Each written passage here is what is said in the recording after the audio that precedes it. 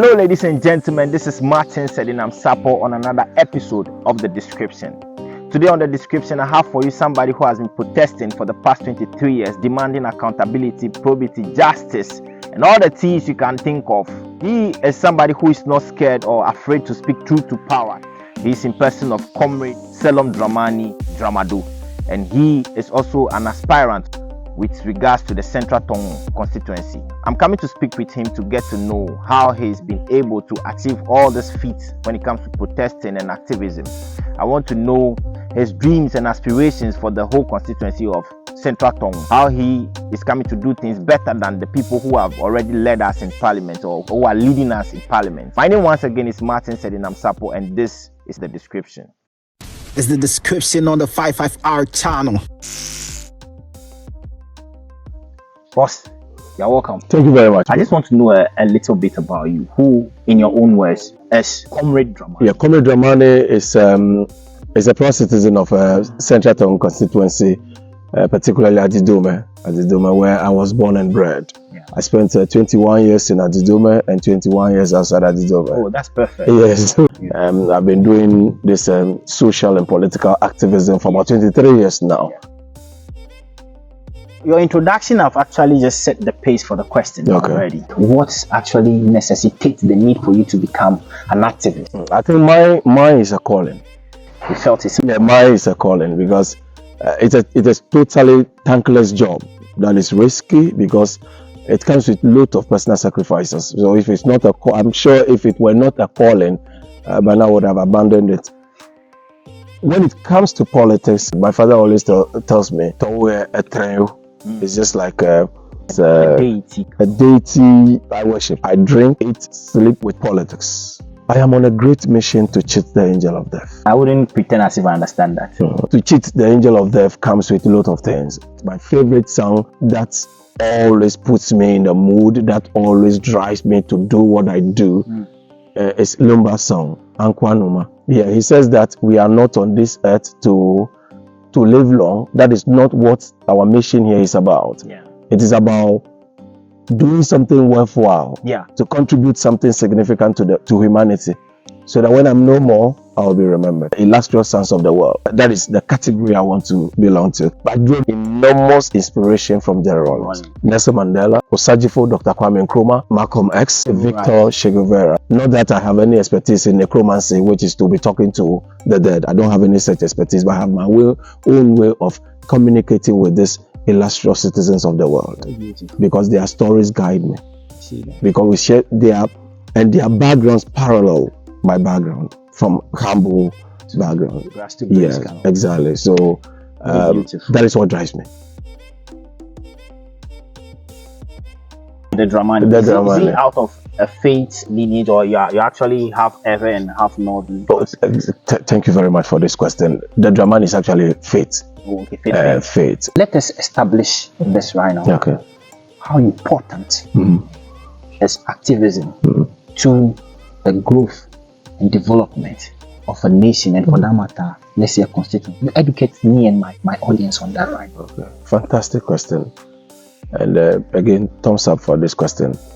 In the wisdom of the framers of our constitution, Article 21 gives us the right to demonstrate. And the right to demonstrate, it is not a right given to us by government. So if it were not even in the constitution, we would have created one ourselves. Yes, because it's a birthright. It's our birthright to demonstrate. Because the framers, they knew that would form a critical component of our governance structure, or our constitutionalism. They put it there, enshrined in the constitution, Article 21. It is very important, because that is where you have the right to demonstrate your anger, to manifest your displeasure, your discontent, your disillusionment, that you are not happy. You have lost confidence in the system, so you want the public to see that. You understand? So it is very important. That is one of the means you can hold the duty bearers accountable. Without that, democracy will be dormant. Democracy will not be appealing, especially especially in the African society where we have criminals masquerading themselves as politicians. Yeah, you don't know they are criminals. You'll be so unfair. Most of them only Africa. No, but the African enjoys what I call sua generis, which means a class of its own. Ours is like something that is embedded in our DNA. Corrupt, selfish, and always criminal intent. They have no desire to better the lot of the people. All they do is to showcase something a bit to the people to see that, oh, we are actually interested in your welfare. So I always call on young guys like yourselves, your camera guys here, to be very active. We are conducting this interview here in Central Tongu constituency. The road to this place, deplorable. Have you ever, had the cost to go to the DC, that why is our road this way? I want to see a town where people will block road. This road, nobody will pass this road. We are coming to sleep here until this road is fixed. We are not living. Over here, you see, when you people took to the streets, it would not have been a successful demonstration in this technological world when every phone is not pointed towards you. Every hashtag or everybody is trying to hashtag fix the country. Yes. Occupy Julobi House. Yes. So some people need to be behind certain things to be pushing for. So I sometimes find it difficult when some people are like, oh, we are on the streets and you guys are just mobile phone protesting. No. These are things that move simultaneously. You see that, and they reinforce each other. So we are all playing our part. But I still don't downplay the importance of us blocking roads and actually venting our spleen on some of these issues. So kudos to that. But I want to not only your spleen, you vent your venom. Your coming here is very important to me because you are somebody that I see a form of light and force in you that if properly supported, harnessed and nurtured very well, we can actually become something of a constituency. Because when you take the three, I'm picking after you. When you pick these three constituencies of the Tongu, you can just pick the one that is lagging behind. Sure. You can just pick it out of it. Yes, I'm interested in letting us know that activism is not just a matter of youthful exuberance or whatever. Somebody who sees you, but was like, at the end of the day, when you guys go there, nothing. Yeah, it's true. You're right. In as much as you go out there and you're still labeled as miscreant, how important is it that we still see beyond all those things? Okay, oftentimes people see you and say, actually, this thing, the president is a stubborn person. This president, there's no way this president will, budge. He will not yield. So forget about this. But the more I hear that thing, the more it strengthens me and encourages me to continue to do it. Because I know one day the president of the republic will yield. Most of our people don't have the patience. They don't have the patience. You see, like I said some time ago, that when the government continues to produce the new poor and the new frustrated, you should know that government one day will be ousted by the people. So it has always been my prayer for some time now that the government we have now should be overthrown democratically. The government should be overthrown through the people's power. It shouldn't be through military intervention. I coined something, an acronym, COUP, which means the C stands for comprehensive, the O stands for organized, the U stands for universal, the P stands for protest. So comprehensive, organized, universal protest as an antidote to remove corrupt criminal politicians from power by invoking the spirit of Article 21. Social media platforms like Facebook, Instagram, Snapchat, Twitter, these are platforms we can use to hold governments accountable. Because this thing shouldn't just be a tool you hold and be fidgeting with. No. You should use it to hold your government accountable. Without that, then what's used is the phone. Because this phone can bring about a revolution. The Arab world was engulfed in fire when one person decided to do self-immolation, to burn himself, a frustrated graduate who was looking for a job and was consistently, refused job because even the job was non-existent. So out of frustration and anger, he decided to burn himself. And that sparked the Arab Spring. It's my fervent prayer that something of that nature happens in Ghana to make our people sit up. Not necessarily somebody burning him or herself, but somebody just having the courage to say enough is enough. You know why? If you are a young person and you still believe in this NDC MPP thing, without being critical, what will happen is that you end up being recruited to be like them. Politicians, they admire what I do, but most of them don't have interest to have me as a member of their parties. Yeah, once it's the thing you are doing will not inure to the interest of Ghanaians, I will be shouting rooftop. For instance, let me tell you something to just illustrate this. In 2012, Nana Addo Dankwa Akufo-Addo, who was then the flag bearer of the NPP, came out with a brilliant idea to implement a very crucial constitutional provision, that is to implement free SHS. It was a constitutional provision. He had the courage, he had summoned up the courage to make that thing see the light of day, to give it life, that constitutional provision. I look at myself, my background, it was because of this financial thing that I couldn't, I was not able to climb the academic ladder.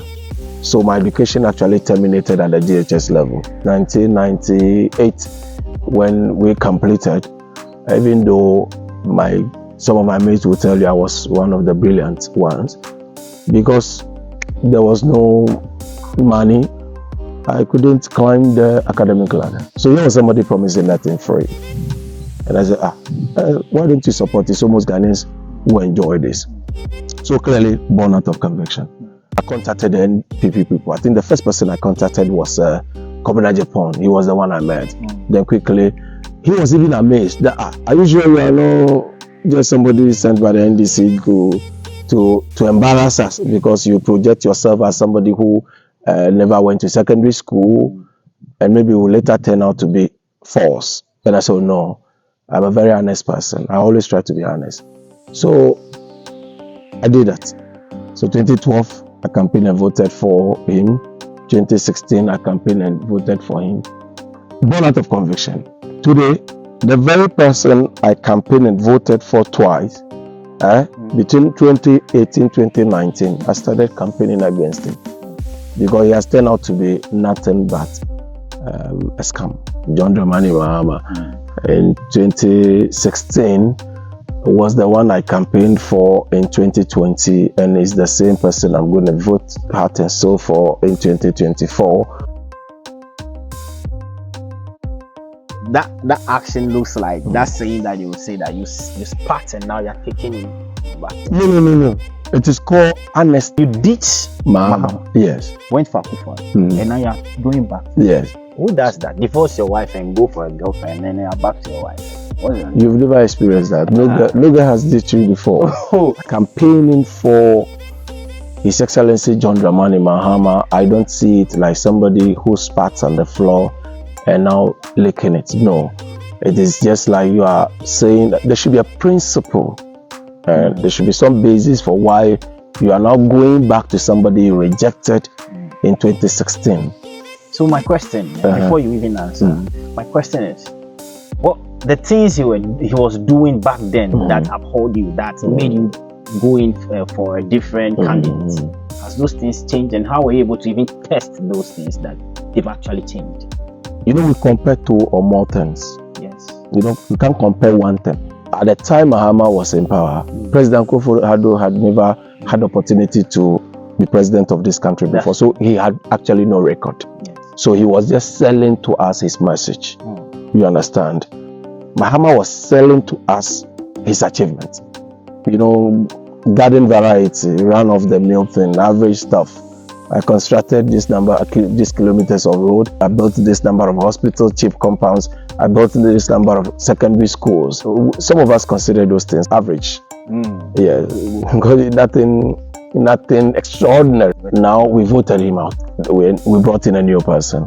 That person today, his inability to fulfill his promise, his those high-sounding promises that he made to us. Somebody would say highfalutin promises he made to us. The difference between them is like a hacksaw and the hawk, chalk and cheese. Okay, so now you look at the level of damage. The one who is in the Home of Affairs now, he's created a monstrous mountain of mess that would take somebody with the requisite experience to navigate us through that mountain of mess. And the person who has that requisite experience is John Dramani Mahama. That is why I support him heart and soul. He has the insight when it comes to knowledge about the problems confronting us. He has that. He has the foresight, that is his ability to see into the future and prepare. He has that. What nobody in Ghana has today, which is only unique to Mahama, is what is called hindsight. Mahama has a 3 sight, and that is what is needed now. Okay, that is what is needed now. We need somebody, because the level of destruction, the level of damage, every facet of Ghana is annihilated. We are from a constituency where, or even the nation Ghana itself, is made up of people or voters whose reasons for voting largely is influenced by ethnic lineages. Yes. And aside that one, people also vote for trivial reasons. There are only a few regions in Ghana that actually descend and weigh like you are doing right now. How important is it that our people get educated when it comes to politics and political figures? How important is it that we educate our people to be able to decipher between what is actually good for us and what may damage our fortunes in the future? Okay.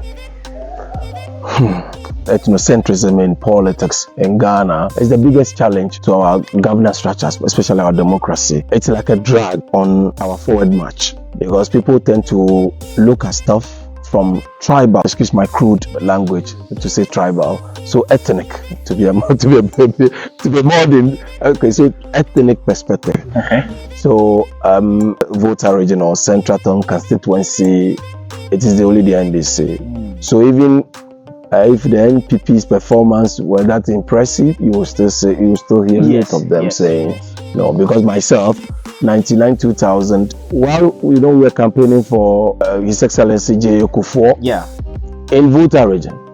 So most of us were be like, actually, you guys were what they wrong you following Atiglu. How? Something they wrong you. We are voting his own NDC. That is backward thinking. But I don't subscribe to that view. Your love for political party must be based on something. You must join political party because of the philosophy of the party, the principles of the party. So if the principles and the philosophies of the party chime in with your own values, you join that party. So the day you realize that the party is veering off those, espoused philosophies, you take a back foot. You are vacating your seat as an activist to go and play politics.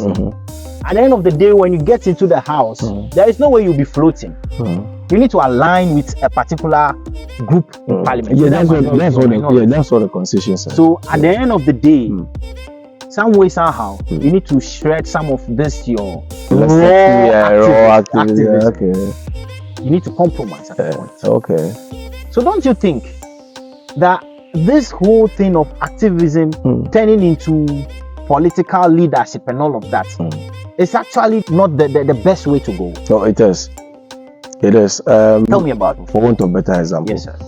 If your religion shuns fornication and you decide not to even visit red light districts, I don't see the weight of your faith. If you're able to visit red light districts unscathed, without falling, you are strong. So you are always outside piecing in, piecing in. Okay, so now you decide to go in there and see how the thing really is, because sometimes it's pretty much easy to be outside and be, lampooning, ridiculing, and taking government to task. So now you go in there. But first of all, you must have principles. I tell you, most politics value free. There's no values, no principles. You just join.